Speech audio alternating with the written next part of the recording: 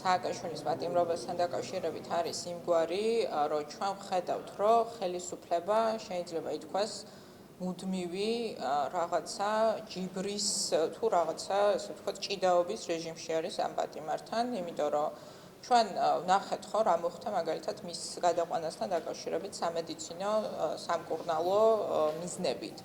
ის რაც მას ეკუთვნოდა რეალურად მისი მდგომარეობიდან გამომდინარე, არსებული პრაქტიკიდან გამომდინარე, შესაძლებელი გახდა მხოლოდ საერთაშორისო ზეწოლის და ძალიან მკვეთრი პროტესტის და სხვა ადამიანების მიერ შიმშილობის გამოცხადების შედეგად.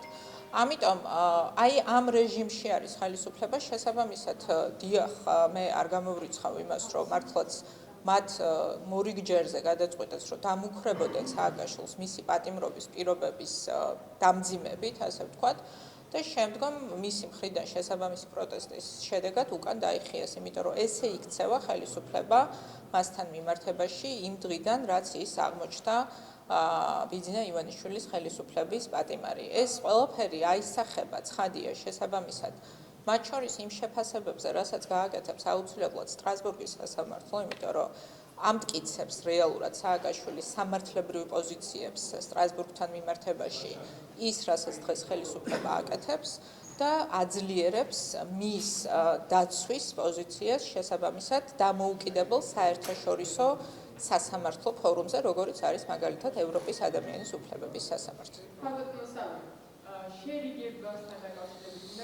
წარმოგვიდგენთ, რომ მართველი გუნდი არც იცაკეთებს იმაზე, რომ მიხეილ სააკაშვილის გარდაცვალება არც შემთხვევაში არ მოხდება და თუ მას უნდა მიმესთა შერიგება, ეს არის მის სახელმწიფოსაც გონდიში უნდა მიაყენოს მოუხადოს მის მიერ დაშოვის შეცდომების დანიშნულების გამო. თქვენი პოზიცია რა ვიქნა?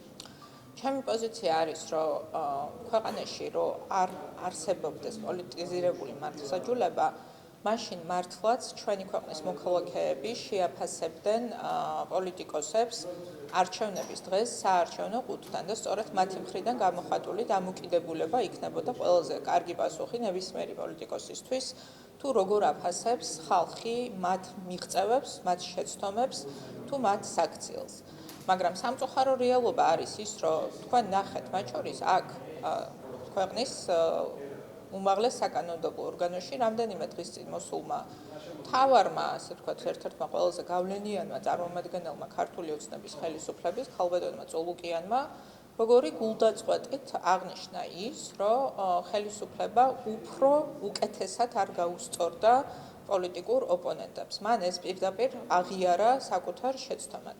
ახლა როდესაც ესეთი განწყობა აქვს მმართველ გუნდს, რომ საკმარისად არ უსწორდება პოლიტიკურ ოპონენტებს, როდესაც ეს არის მმართველი გუნდი, რომელიც არღვევს ყველა ვალდებულებას, რომელსაც იღებს მათ შორის საერთაშორისო პარტნიორების წინაშე სწორედ ქვეყანაში დეპოლარიზაციის მისაღწევად, ცხადია, რომ ამ ხალხთან და ამ გუნდთან საუბარი შერიგებაზე ძალიან რთულია, იმიტომ რომ ამისთვის უნდა არსებობდეს პოლიტიკური ნება ორივე მხრიდან და ცხადია, რომ ქართული ოცნება ისევ აგრძელებს პოლიტიკური შურისძიების განწყობით საკუთარ პოლიტიკურ დღესწესრიგს, იმიტომ რომ არანაირი პოზიტიური დღესწესრიგი ამ პოლიტიკურ ძალას, რომელმაც გააღატაკა ჩვენი მოსახლეობის უდიდესი ნაწილი, თუმცა გამდიდრდა თვითონ ქართული ხალხის ხარჯზე, ცხადია, რომ მათ პოზიტიური დღესწესრიგი არ აქვთ.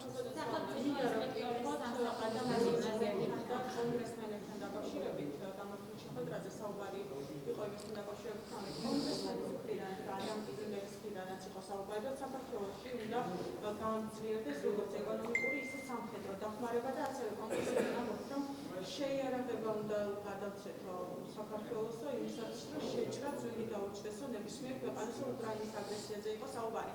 რას ნიშნავს შეიარაღებაზე საუბარი ზოგადად და როგორ გაიგეთ? კარგი, მაგას მოვპასუხებ, მე მგონი თქვენ ისევ სააკაშვილს დაკავშირებით გქონდათ შეკითხვა და მაშინ სააკაშვილის თემა მოვრჩათ.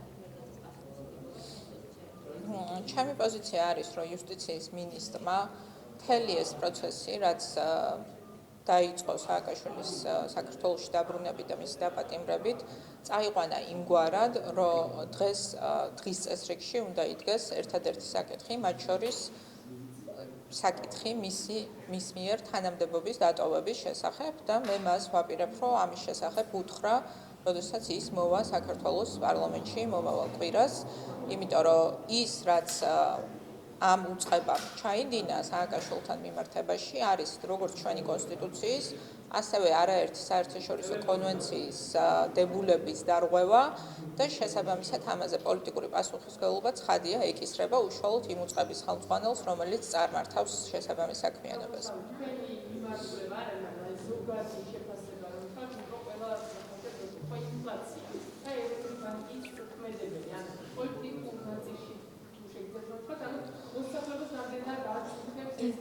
კარგი, ინფლაცია და ამერიკაზე შეკითხვა, კიდე თუ არის შეკითხვა კარგით, მაშინ ინფლაციაზე ვიტყვი, რომ დღეს ბატონი გვენეტაძე მოგზანდება საფინანსო საბიუჯეტო კომიტეტის ხდომაზე. ჩვენ ვაპირებთ, რომ მას დაუწყოთ ძალიან მწვავე შეკითხვები, იმიტომ რომ საქართველოს აქვს რეკორდულად მაღალი მაჩვენებელი ინფლაციას რაც შეეხება. ევროპაში ჩვენ გვაქვს ევროპულ ქვეყნებს შორის ყველაზე მაღალი მაჩვენებელი და ერთადერთი ქვეყანა, რომელიც გვისწრებს, ასე ვთქვათ, რეგიონში ეს არის თურქეთი.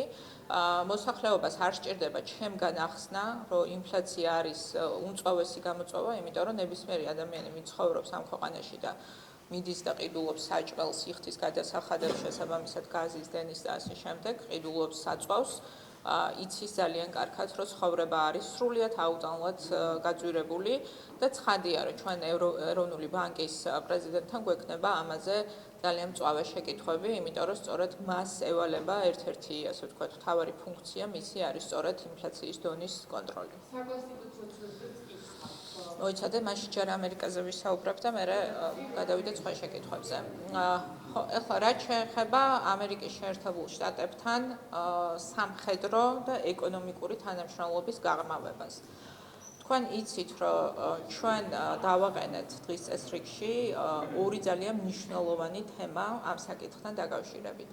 ერთი ეს უკავშირდება არამხოლოდ გაძლიერებას ჩვენი თანამშრომლობის ამერიკის შეერთებულ შტატებთან შეიარაღების, ასე ვთქვათ, მიმართულებით და ჩვენი თავდაცვით შესაძლებლობების გაძლიერების მიმართულებით, არამედ ჩვენ მიგვაჩნია, რომ ჩვენ რეალურად ჩვენს პარტნიორებთან, ამერიკის შეერთებულ შტატებთან, მაგრამ ასევე თანამონაწილეობით ნატოს სხვა წევრი ქვეყნების უნდა ვისაუბროთ შესაძლებლობაზე, რომ განიხილოს ის, რაც მაგალითად ბატონმა ბოლტონმა, ყოფილმა უშიშროების საბჭოს ხელმძღვანელმა დააყენა დღის წესრიგში უკრაინასთან მიმართებაში, რომ დასავლეთმა უნდა განიხილოს უკრაინაში განლაგება შესაბამისი საჯარისო შენაერთების ნატოს წევრი ქვეყნიდან. ჩვენ მიგვაჩნია, რომ ორმხრივი თანამშრომლობა ამერიკის შეერთებულ შტატებთან, მათ შორის ამ მიმართულებით უნდა გაღრმავდეს და ჩვენ უნდა დავიწყოთ კონსულტაციები ამ თემაზეც. არის თუ არა შესაძლებელი განსაკუთრებით მას შემდეგ, რაც ამერიკის შეერთებულ შტატებს მოუწია, ასე ვთქვათ, რეგიონში ძალიან სერიოზული გადაჯგუფება, არის თუ არა მათი მხრიდან ინტერესი და შესაძლებლობა, რომ ჩვენ შევძლოთ, რომ ამერიკამ განალოგოს საკუთარი შესაბამისი სამხედრო წარმომადგენლობა ჩვენი ქვეყნის ტერიტორიაზე. ეს იქნებოდა ყველაზე საუკეთესო დაცვა ჩვენი სუვერენული ინტერესების შესაძლო აგრესიის წინააღმდეგ. რაც შეეხება ეკონომიკურ თანამშრომლობას, კარგია, რომ ამერიკელი კონგრესმენები ამას მხარს უჭერენ, მაგრამ ცუდია, რომ ჩვენ გვყავს ქვეყანა, ჩვენ დღეს გვყავს ქვეყნის ხელისუფლება, რომელმაც არაფერი არ გააკეთა გასული 9 წლის მანძილზე, რომ ჩვენ ბოლომდე მიგვეყვანა ამერიკის შეერთებულ შტატებთან თავისუფალი ვაჭრობის ხელშეკრულების გაფორმება, იმიტომ რომ სწორედ თავისუფალი ვაჭრობა არის ყველაზე სწორი და კარგი გზა განმტკიცებისთვის ჩვენი ეკონომიკური ურთიერთობების ამერიკასთან და ახალი საინვესტიციო შესაძლებლობების შექმნის და ქართულმა ოცნებამ ეს თემა შეიძლება ითქვას, რომ სრულიად ჩააგდო და ჩვენ არანაირი პროგრესი არ გქონია გასული 9 წლის მანძილზე. 9 წელი ძალიან ბევრი დროა ამ დასაკარგად შესაბამისად აი ამ პროცესში და ესეც იქნება ჩვენი ერთ-ერთი მთავარი პრიორიტეტი თავისუფალი ვაჭრობის შეთანხმების დასრულება ამერიკის შეერთებულ შტატებთან.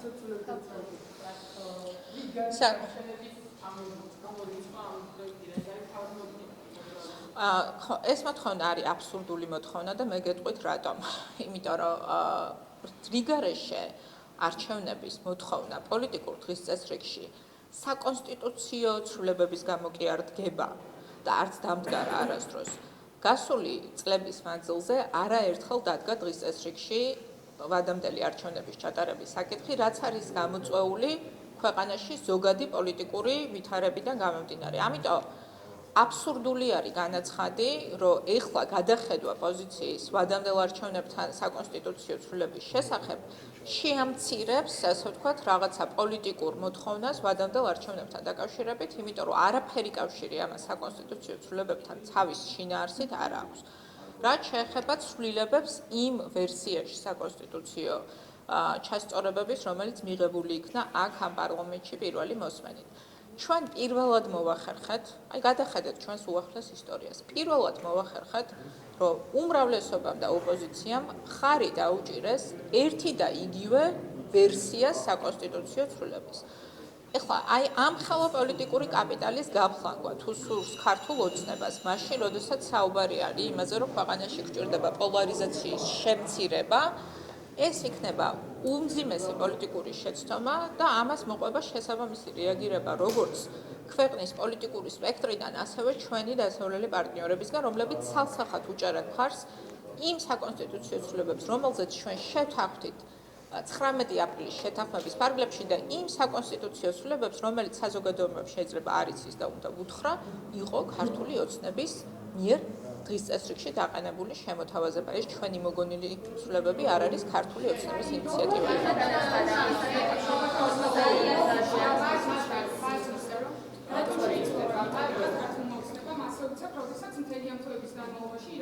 იმიტომ რომ ქართული ოცნების წარმომადგენლები და მათ შორის ბატონი ირაკლი კობახიძე აზროვნებენ როგორც იაფფასიანი ვაჭრები და არა როგორც სახელმწიფო მოღვაწეები. იმიტომ რომ ადამიანი, რომელიც აზროვნებს როგორც სახელმწიფო მოღვაწე, როგორც პოლიტიკოსი და რომელსაც საკუთარი ქვეყნის ინტერესები შეუძლია რომ დააყენოს პირველ, ასე ვთქვათ, ადგილზე საკუთარ პოლიტიკურ დღის წესრიგში, ესე არ იქცევა.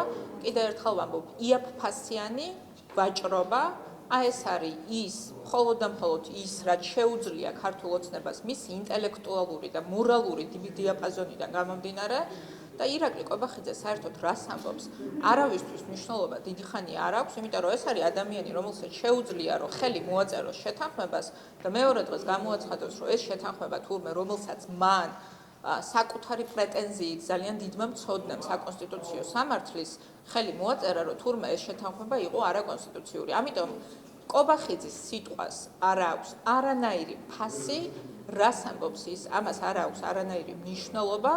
ჩვენი პოზიცია არის, რომ ჩვენ პატივს ვსვამთ ჩვენს მიერ ხელმოწერილ დოკუმენტს, ჩვენ პატივს ვსვამთ ჩვენი დასავლელი პარტნიორების პოზიციას და დავიცავთ ყველა იმ პირობას, რაც გავეცით, როდესაც ხელი მოვაწერეთ მიშელის შეთანხმებას.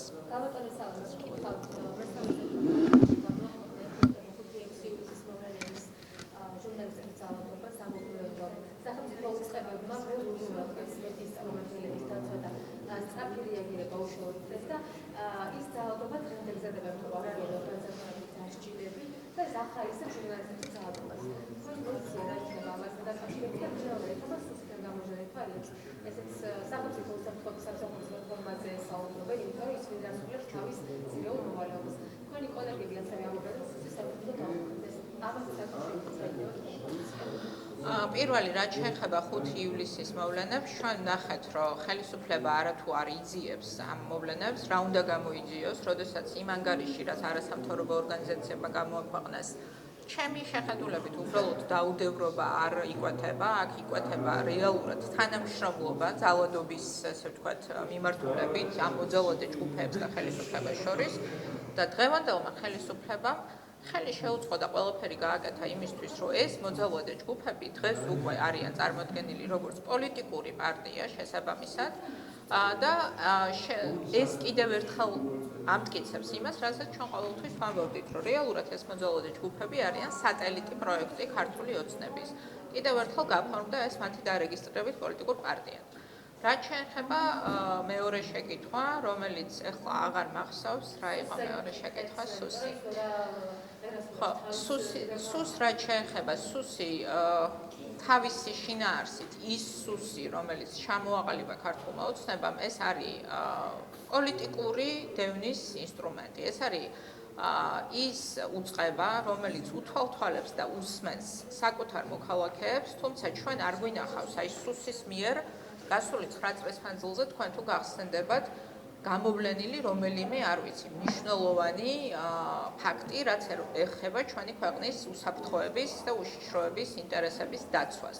ამიტომ დიახ, არსებული სახით სუსი ცხადია, რომ უნდა გაუქმდეს როგორც პოლიტიკური დევნის ინსტრუმენტი და არა მხოლოდ უნდა გაუქმდეს, ჩემი აზრით, ჩვენ ძალიან სერიოზული მუშაობა გვჭირდება, რომ საერთოდ ეს გახდეს როგორც მაგალითი, ასე ვთქვათ, აი როგორც საბჭოთა კავშირის უშიშროების სამსახურები იყვნენ პოლიტიკური დევნის ინსტრუმენტი, როგორ იყო ივანიშვილის სუსის შესაბამისად პოლიტიკური დევნის და ტერორის ინსტრუმენტი. და ცხადია, რომ ამ ფორმით სუსი დემოკრატიულ სახელმწიფოში და დემოკრატიული ხელისუფლების ქვეყანაში ძალაუფლებაში მოსვლის შემდეგ არ უნდა არსებობდეს. გიორგი გახარიასთან დაკავშირებით მინდა გითხრათ, რომელიც ფაქტად ჩავიწერო.